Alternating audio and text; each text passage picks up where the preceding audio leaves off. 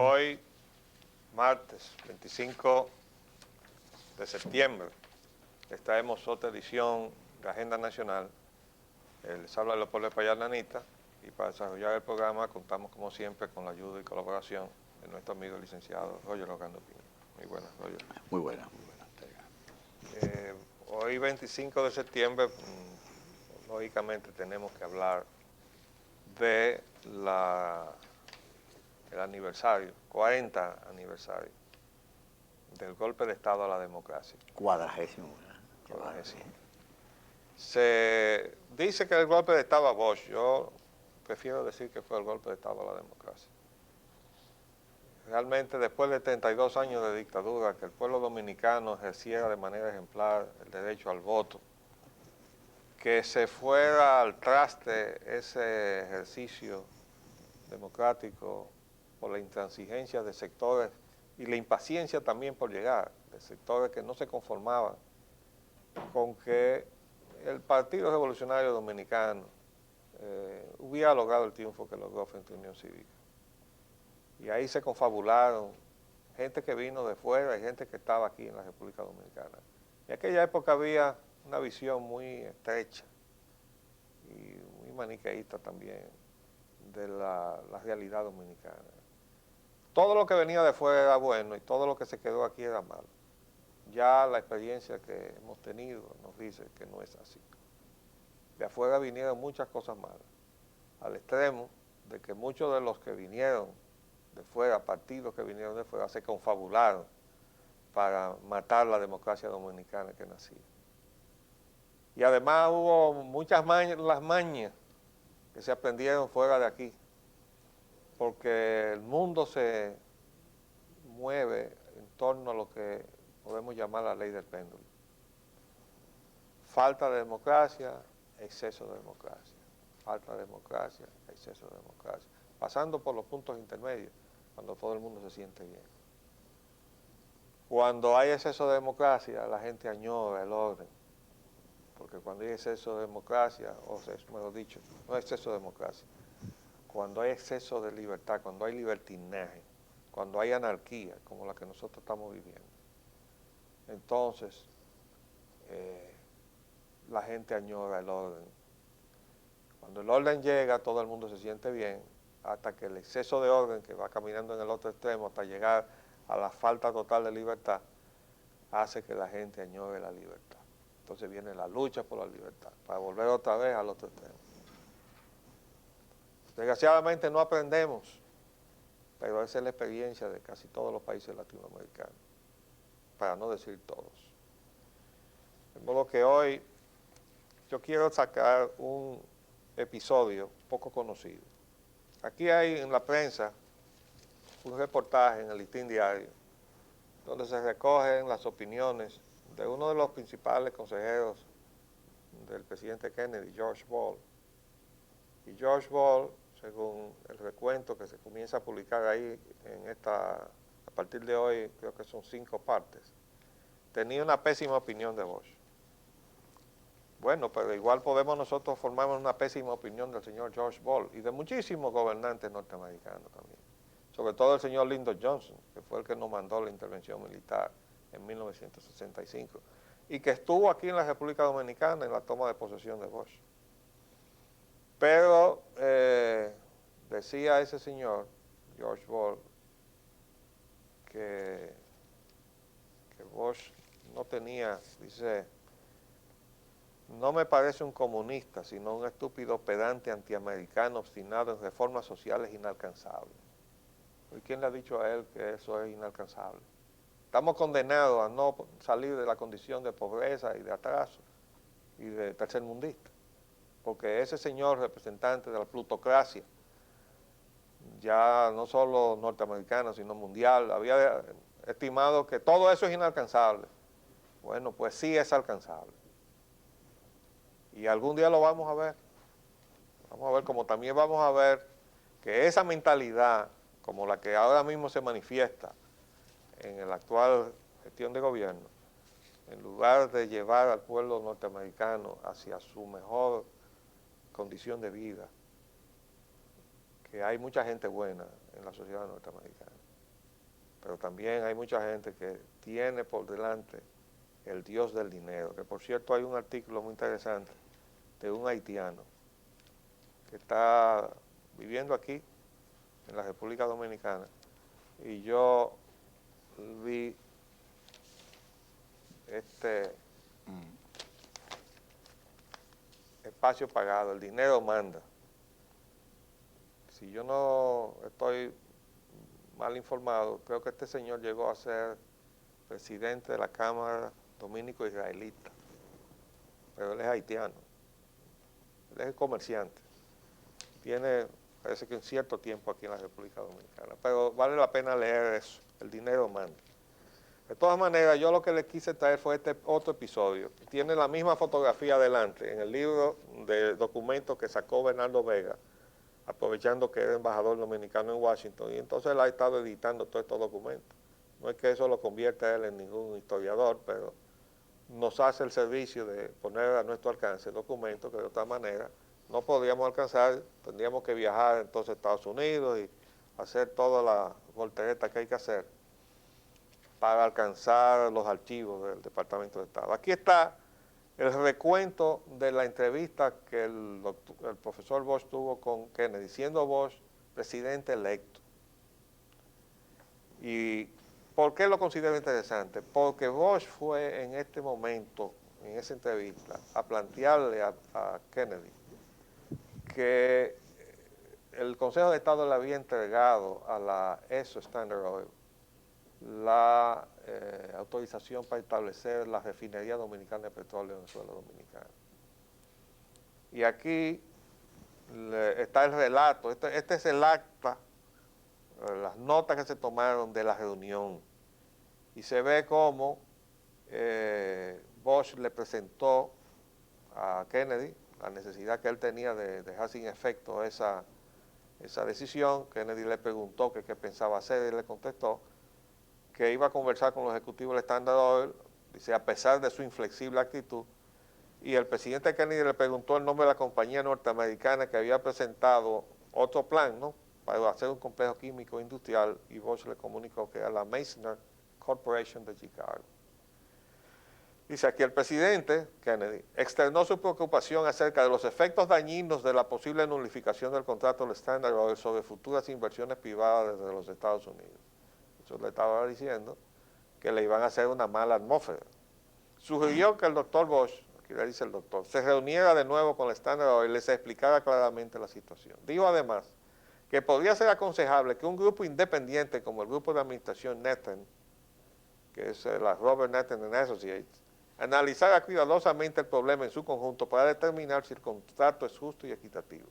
Señalando las dificultades que han surgido en una situación similar en Turquía, el presidente se refirió a las implicaciones de la enmienda Hickenlooper, la cual produjo fuertes presiones en el Congreso en dicho caso. Le aconsejó al doctor Bosch que eligiera un grupo consultor, no necesariamente de los Estados Unidos, para que estudiara la situación, y si se encontraba que el contrato era injusto, o sea, una especie de arbitraje, él, o sea, el presidente, podría estar en disposición de discutirlo con el Standard Oil. O sea, él se ofreció para intervenir, porque él sabía que los petroleros tienen los juegos pesados. Y si no, nada más hay que ver la situación que le han hecho a Chávez. Chávez ha sobrevivido providencialmente, porque estuvo destituido. Pudo volver al poder gracias al apoyo que tenía dentro de las Fuerzas Armadas. Y ahí está luchando contra todo lo que le viene arriba. Ahora acaba de denunciar que, como realmente es, que el complot para matarlo no viene de aquí, sino viene de donde está la plutocracia petrolera transnacional. Entonces le terminó diciendo el presidente Kennedy a Bosch, el presidente notó que de lo contrario, el doctor Bosch o el profesor Bosch y los Estados Unidos serían presionados y empujados por diferentes grupos para que no se lograran resultados concretos satisfactorios. Eso fue una voz de alerta que Kennedy, de buena intención, le dio al profesor Bosch, que parece que no captó.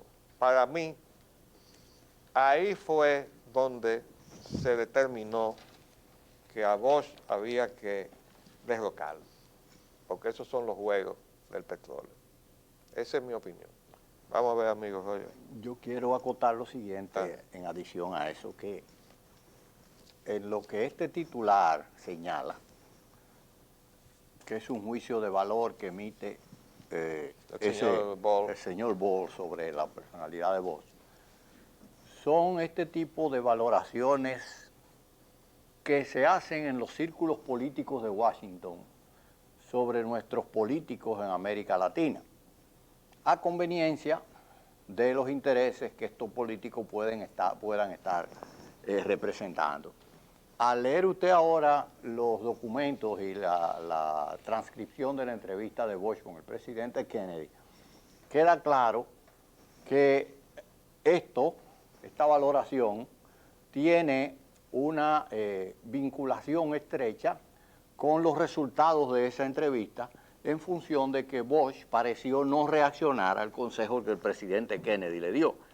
Y de ahí es que este señor entonces evalúa a Bosch como un individuo incapaz para gobernar, de acuerdo con lo que ellos tienen como estándares para ser buenos gobernantes. Hay que tener presente que a Bosch lo destituyen en septiembre, claro, y a Kennedy lo matan en noviembre. Exactamente. Quien reconoce al gobierno ilegal del triunvirato es Johnson, el mismo que después mandó a la tropa aquí en 1965 para aplastar el retorno a la democracia. Entonces parece ser que no solo Bosch no era apto para gobernar, sino el presidente Kennedy tampoco.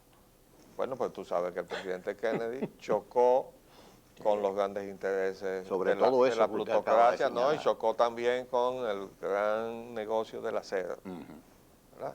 Correcto. Y eso determinó una situación muy tirante. Vamos a hacer un paréntesis para cumplir compromisos comerciales y venimos.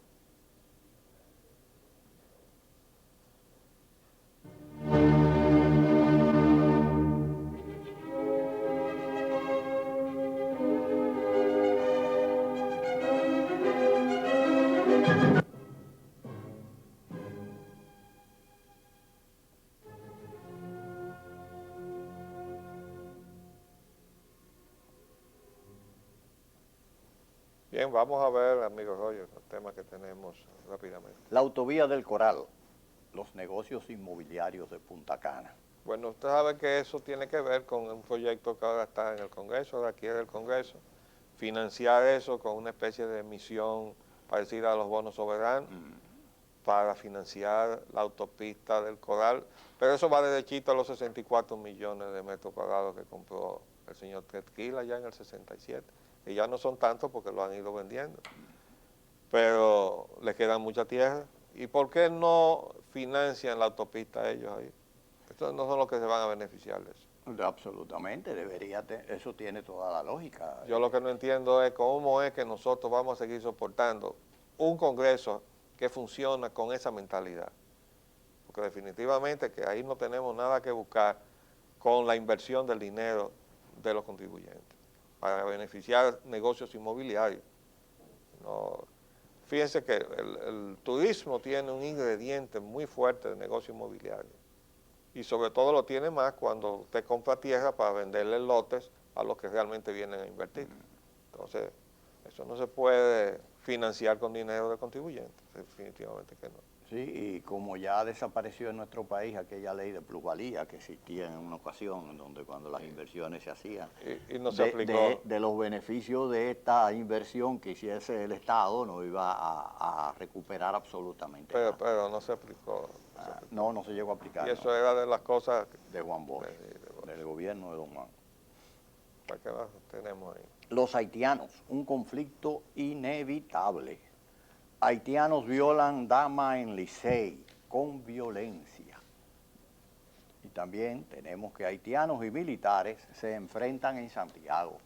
Bueno, esta información es vieja, es de agosto 29. Yo la tenía guardada porque en esos días no teníamos programa, pero teníamos que traerla a la consideración de ustedes.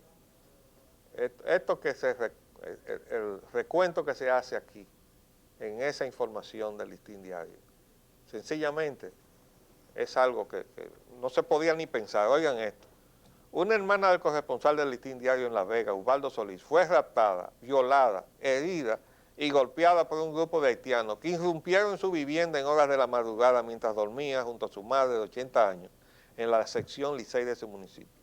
Solís dijo que el estado de su hermana Maritza Solís, de 37 años de edad, es delicado, y según manifestó, su hermana dormía junto a la madre de ambos, María Ureña, cuando a las 2 de la madrugada de este jueves unos haitianos rompieron una ventana y se introdujeron al interior de la casa. Sostuvo que los extranjeros le colocaron a su pariente un cuchillo en la boca, la hirieron, la golpearon y luego la raptaron para posteriormente violarla y sigue. Entonces viene otra información, que ya sí es más reciente, que es del martes 23 de septiembre. Haitianos y militares de República Dominicana se enfrentan en Santiago. Léete lo que dice ahí. Un grupo de haitianos y varios militares dominicanos se enfrentaron ayer a disparos y pedradas en Santiago después de que agentes intentaran detener a los extranjeros para averiguar su estatus migratorio. El hecho ocurrió en el complejo deportivo La Barranquita de Santiago cuando las autoridades de migración aprovecharon la celebración de un partido de fútbol. El subdirector de migración de Santiago, Sabat Burgos, dijo que los militares no tuvieron otra alternativa que disparar contra los haitianos, quienes a su vez lanzaron piedras a los militares. Hubo disparos porque ellos lanzaron piedras, aseguró Burgos, y dijo que lo único que se les pidió a los haitianos fue la documentación para probar si ellos están legalmente en el país. Burgos defendió la actuación de los militares y advirtió de que todo el que esté en el país sin tener residencia ni visa de paseo o permiso de trabajo, lo vamos a sacar y luego a repatriar. Dijo en declaraciones a CDN, según las autoridades dominicanas, solo en la segunda quincena de agosto, 1.228 haitianos indocumentados fueron repatriados. Bueno, pero esto estuvo precedido por otra situación de la cual no pudimos a tiempo tomar el recorte, y es que hubo un grupo de haitianos que hace un par de semanas atrás intentaron secuestrar a los inspectores de migración de la zona norte, ahí mismo. Un grupo a secuestrar a los inspectores de migración. Ya les hemos dicho, todos los que de alguna manera o participamos de Unión Nacionalista o sencillamente tenemos el sentimiento nacionalista y patrio en nuestro corazón, que estamos muy mal gracias a que este gobierno se ha hecho corresponsable y cómplice de esta situación que estamos viviendo. Porque ese esfuerzo que se está haciendo ahora está bien orientado, pero es sumamente limitado. Sacar de aquí 1.200 haitianos no resuelve el problema. Cuando dan la vuelta y entran prácticamente por el otro lado, por donde lo sacaron por acá y entran por allá. Entonces, definitivamente, aquí vamos a un conflicto. Por eso lo hemos llamado el conflicto inevitable. Y esas agresiones que ya se están manifestando se producen con el sentimiento de impunidad con que ellos se sienten aquí. No sintomática. Entonces, vamos a ver hasta dónde nos van a empujar o hasta dónde nosotros nos vamos a dejar empujar. Eso está muy mal, está muy mal. Para entonces después tener que remediar. Vamos a ver ahora en la los crisis que nos eléctrica quedan. Y soberanía. La oposición del FMI a la negociación con Unión Fenosa. La oposición del Banco Mundial a la recuperación de la distribución eléctrica por el Estado. La oposición del BID a las transferencias del crédito otorgado a Edesur y Edenorte y los préstamos del BID en el negocio eléctrico. Bueno, fíjense, ahora resulta que cuando el gobierno se decide en una negociación pésima, en donde está recuperando algo, pero se lo está dejando por 12 años a la Unión Fenosa, eso está jalado por los moños, porque es sencillamente una forma de engañar a la opinión pública, diciendo, nosotros estamos actuando de manera patriótica y estamos recuperando esto que es nuestro. Pero se lo estamos dejando 12 años y entonces le vamos a pagar y además le vamos a poner como garantía lo que nosotros vamos a seguir pagando, nosotros los clientes, o sea, los esclavos de Unión Fenosa. Bueno, punto uno. Punto dos, ese acuerdo les reconoce a Unión Fenosa la propiedad de las plantas de Palamar y La Vega. Pero resulta que, y aquí están los documentos, donde el propio BID dice que el prestatario de esos préstamos son las empresas EDE Norte y EDE Sur. De modo que si las empresas que van a garantizar el repago de eso son EDE Norte y EDE Sur, no se entiende cómo es posible que las plantas sean únicamente de Unión Fenosa, porque además esas plantas se instalaron haciendo uso de una facultad otorgada por la ley a las empresas mixtas distribuidoras de instalar hasta un 15% de la capacidad de generación en fin, dedicarse a las empresas distribuidoras, lo cual estuvo muy mal, pero está en la disposición. Pero está otorgada a la empresa mixta donde el Estado tiene un 50%. Entonces Unión Fenosa coge el dinero a nombre de la empresa, hace uso de una facultad que está otorgada a la empresa mixta y usa el dinero para construir 2 plantas a nombre de Unión Fenosa y el Estado se lo va a reconocer ahora. Oh, pero por favor, ahora desde luego comienzan a salir muchísimas voces. Ahí están las protestas del Fondo Monetario Internacional, pero antes se había pronunciado el BID de manera renuente, no quería reconocer los argumentos del gobierno, decía que no veía por qué el Estado estaba actuando. El BID no veía, pero se estaba pronunciando desde el Congreso, a donde el señor representante del BID estaba instalado hablando con los legisladores dominicanos para que pasaran las medidas que van orientadas a la privatización del agua. Porque esa empresa AAA que está ahí instalada, pasando las facturas de la CAS, está haciendo lo mismo que Unión Fenosa hizo durante 2 años y pico en esa CDE, tomando todas las informaciones que quería y necesitaba para apoderarse de la empresa cuando llamaron a licitación. El solo hecho de haber estado sentado ahí como asesor debió ser suficiente para descalificarla en una licitación. Lo que pasa es que todo eso fue algo amañado, de lo cual tendrán que responder Leonel Fernández, Antonio Isaconde y todos los demás miembros de la CREP en su momento. Mientras tanto, nos han dicho que se nos acabó el tiempo por el día de hoy. Definitivamente nos resulta insuficiente el tiempo de media hora. Pero bueno, nos despedimos entonces hasta la próxima semana. No, hasta mañana. Perdón, hasta mañana y volveremos, si Dios así lo permite. Les hablamos Leopoldo Payananita. Y Roger Ogando. Hasta luego.